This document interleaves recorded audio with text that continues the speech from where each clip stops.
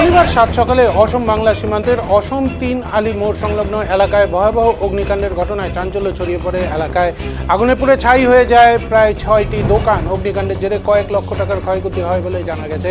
স্থানীয় সূত্রে জানা গিয়েছে, শনিবার সকালে হঠাৎই ওই এলাকায় দোকানগুলিতে আগুন জ্বলতে দেখেন স্থানীয় বাসিন্দারা। মুহূর্তের মধ্যে আগুনের লেলিহান শিখা ছড়িয়ে পড়ে আশেপাশের দোকানগুলিতে। ঘটনায় দিশেহারা হয়ে পড়েন স্থানীয় বাসিন্দারা। এরপরই তারা আগুন নেভানোর কাজে হাত লাগান। খবর দেওয়া হয় দমকল কেন্দ্রে।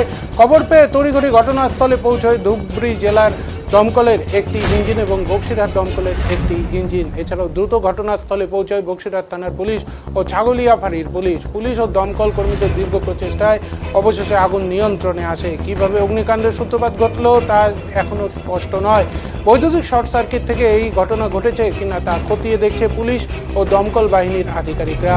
তবে অগ্নিকাণ্ডে ক্ষতিগ্রস্ত দোকানগুলিতে থাকা যাবতীয় সামগ্রী সম্পূর্ণ পুড়ে যাওয়ায় ব্যাপক ক্ষতির মুখে ব্যবসায়ীরা। তবে ইতিমধ্যে খতিয়ে দেখে পুরো ঘটনার তদন্ত শুরু করেছে দমকল কেন্দ্রের আধিকারিক ও পুলিশ।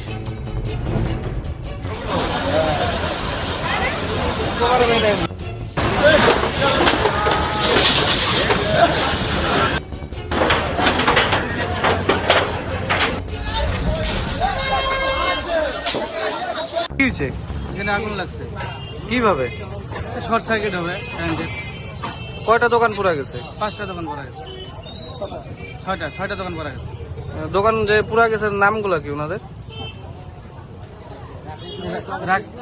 রাকেশ, জগদীশ, রাজু শাহ, তারপরে হলো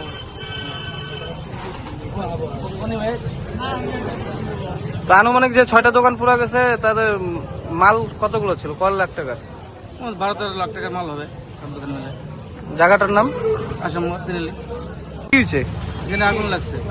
কিভাবে? Short circuit. সম্পূর্ণ